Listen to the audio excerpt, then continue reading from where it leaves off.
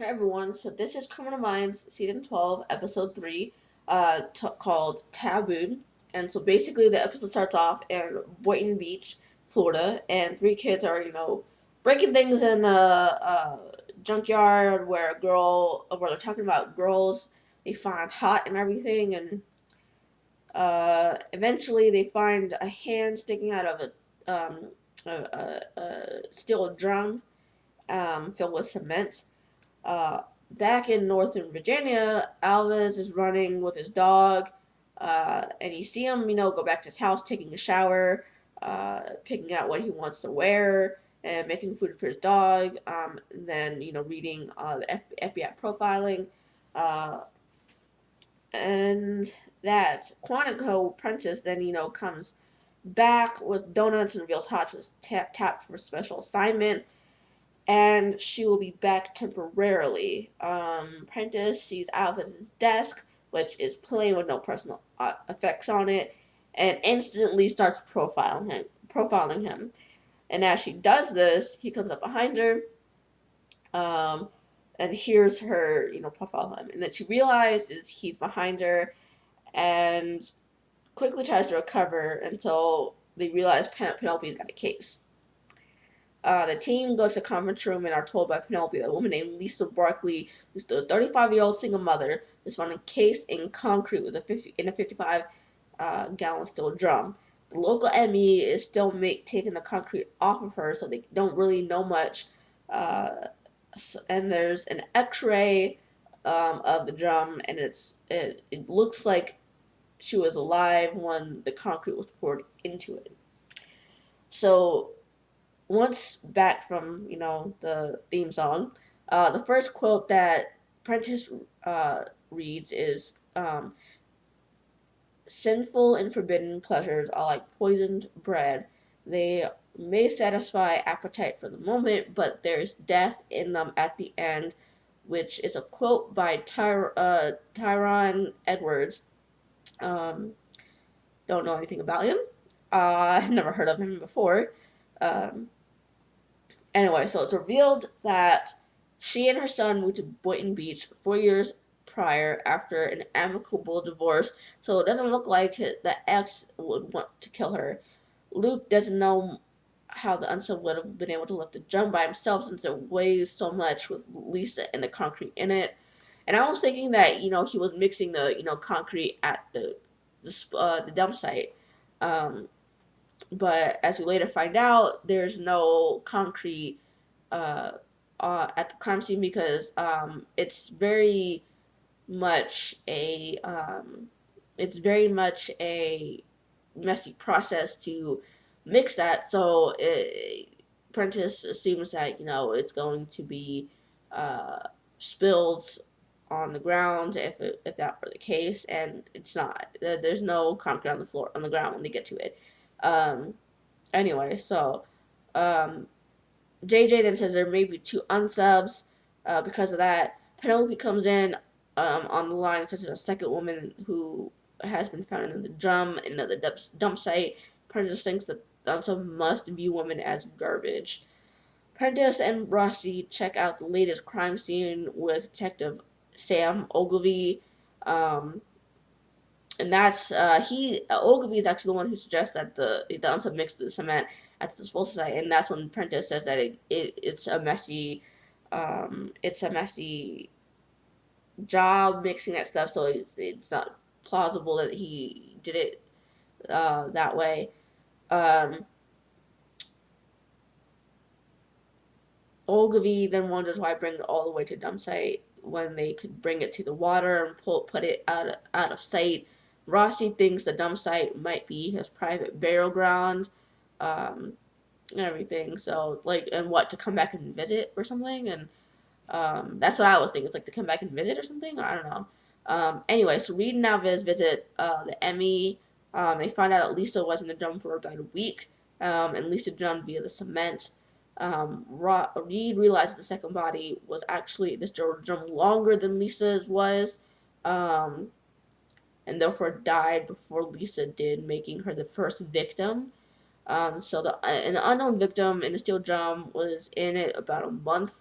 Um, Alvarez realized that the suspect and what the unknown victim wasn't the pre-mixed, easy-to-use kind, so the unsub had to mix it himself. So they think that the unsub pretty much has the ability to mix it himself or can get it from his job. Um, so elsewhere, a guy gets a call while he's working, but on his break, and he says that he hasn't got any call, text, or emails from this other person.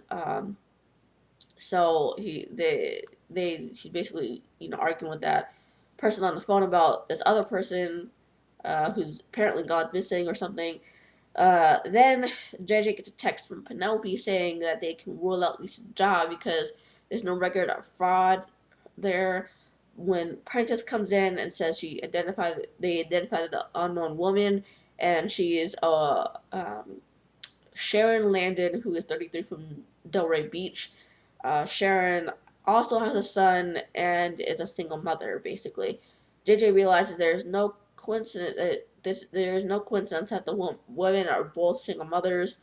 So Prentice and JJ, talk to Sharon's son Malcolm, and they really don't get much of anywhere because the place that they're living in is a gated community, and someone has to have a code to get in.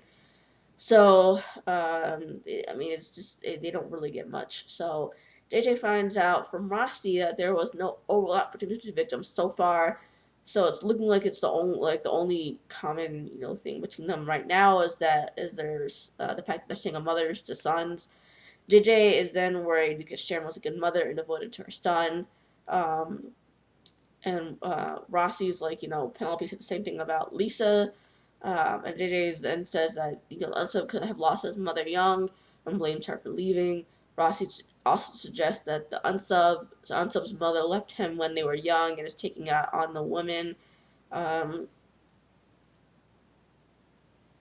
uh, basically, uh, Alvis comes in and says that another woman has gone missing. Her name is Kim Conti, a 34-year-old single mother from Boca Raton. Um, she went missing after dropping off her son and his friend at the mall. At the new crime scene, Prentice notes to Alvis that the first two victims were killed a month apart, and now uh, he's taking women a week apart. Um, and so she's thinking that he's accelerating. Prentice and shows where the crime scenes were on a map and which create a triangle. So they have a radius of where pretty much what is his comfort zone. Um, at the Emmys, Reed finds out Kim drowned in the concrete as well, and she died only 2 hours prior. Reed thinks that he was keeping her for some reason since she was taken only 18 hours prior. He finds chemical burns in her nostrils and figures there was something else involved in her death. So basically, they deliver this profile to the police station, and it's basically the profile is a white male between the ages of 30 and 40.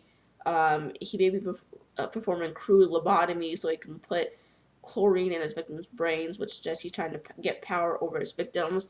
He most likely lives in the area and works with his hands based off of the fact that he's trying to infuse chlorine into his victims. His unsub isn't talking to his. What we find out is his adopted mother, and it's revealed that his sister is gone. This time being the longest time, and it's suggested that she has left multiple times before. It's revealed kid died due to the lobotomy and not the concrete. Um, and the places where the three victims lived all shared property management, cable providers, uh, contract contractors, gardeners, pool maintenance, and security companies. Um, and so they all think the unsub is picking the dump sites for some reason, and it might be for the emotional attachment. So they stake them out. Luke and Prentice stake out a dump site, and during as they're kind of waiting, Luke uh, profiles Prentice, which is pretty much on spot on to her. And then a little while later, a car drives up belonging to a local contractor, and the person driving it is the son of the person who owns it. Prentice and Luke talk to them, and unbeknownst to them, the unsub is watching the whole situation, and he leaves. The dump site that Prentice and Luke were sticking out was used by horny teenagers. Basically, it's a lover's lane, and he's using it because it's secluded. Um, JJ says that since they found his dump site, he will most likely devolve. Uh, the insub is talking to his adopted mother and believes there is more to the story than what she has told him about his adoption. Um, at the police station, they speculate that he had frontal lobe damage when Reed gets a call from the ME and tells everyone that there was no sexual assault at any of the three victims. Prentice says that the usage of a lover's lane for dump sites is just a sexual component of some kind, but they don't really seem to know what it is at the moment. Um, Rossi then suggests instead of trying to turn on the sexual component of his victims, he's trying to turn them off. And because they feel like what he's thinking is that because of whatever his home environment is, he views these single mothers as being sexually hypersexualized. So I mean, I don't think they really say it in that usage verbatim, but I think that's what they were trying to get at. Um, so they have Penelope look at women with frontal lobe damage in their mid-30s, since the actual victims are in their mid-30s. Um, Linnell Barker comes up, and it turns out after she got into an accident with her father, who had died, she had, gotten this condition called Kluver-Bucy syndrome that caused hypersexuality. And it turns out Stewart, uh, her brother, is actually her son, and Linnell's mother adopted him. Stewart found out Linnell was his mother after he confessed that he wanted to have sex with her.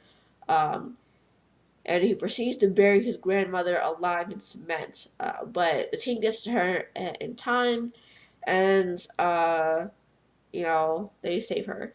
Uh, the last scene shows Luke going over um, going over or completing paperwork, and is asked by Prentice and JJ that uh, if you want, they ask him if he wants to come, like drinking with them, and uh, but he says no. So Penelope's all excited about that because she really didn't want him to come.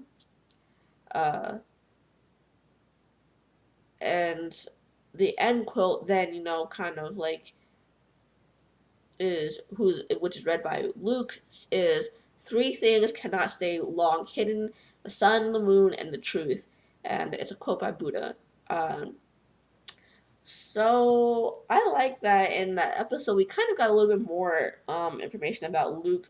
He was in the army because his father was, and um, he was in a specific regiment. I think it was like the 155th or something like that. I think that's what it said. He said either that or it's the 75th. I don't remember. All I remember is I think it was a 5 at the end of the number or something. Anyway, so he was in the army, and he for some reason he doesn't want Prentice, who he told told that he was in a specific regiment, that he was with that regiment, because I mean, there's some reason why he doesn't want it to be told. I'm thinking we're gonna find out the reason why, either in a flashback or because he's compelled to tell his team about it, because because it will help the case that they're currently working on. So I'm thinking we're gonna find out that why he doesn't want it to be told why he was in that specific regiment. Possibly having to do with his father and what his father may have done in his time in the army. Who knows? But I'm thinking we're gonna definitely find out why he doesn't want it to come out he was in that specific regiment. When I don't know, but I'm definitely thinking it's gonna be revealed one way or another. Uh, so that's one prediction that I'm gonna make. Now, I just like the fact that we're seeing more about Luke gradually and not all at once. I'm glad that they're kind of doing it gradually. Um, so I'm kind of glad that they're doing this and everything, because I mean I like the Luke character. I like him, and he's not too bad on the eyes. So he's really not that bad on the eyes. I watched him. I watched Adam Rodriguez in CSI Miami. May have said this before, but I watched him on all seasons of CSI Miami, uh, and I liked him since. So yeah, I mean that I've liked him since then. So that I mean, so yeah, I mean, I'm really looking forward to seeing more of his character and all of that. Now, and criminal minds like Chicago PD and SVU are coming back is coming back in 2 weeks, and there's a body count of 7 so far and a Halloween themed mystery. Um, so there's a there's that going on. So yeah. I don't think we really got too much about what the case actually involves, so I can't really make predictions on that week's case. But I mean, I'm happy that it's Halloween themed because I really love Halloween. Um, so I'm excited to see what that week entails. So that's the only prediction I'm gonna make is that we're gonna see why Luke Alves doesn't want it to be known that he was in a specific regiment, and that specific regiment, uh, and I'm thinking it's gonna possibly have something to do with his father, but that's all I really have for predictions. So that said, I will see you guys in 2 weeks on Criminal Minds. Hit like if you like this episode or video, and hit subscribe if you want to see more videos like this, and I will see you not next week, 2 weeks from now. Uh, and I will see you then. Bye.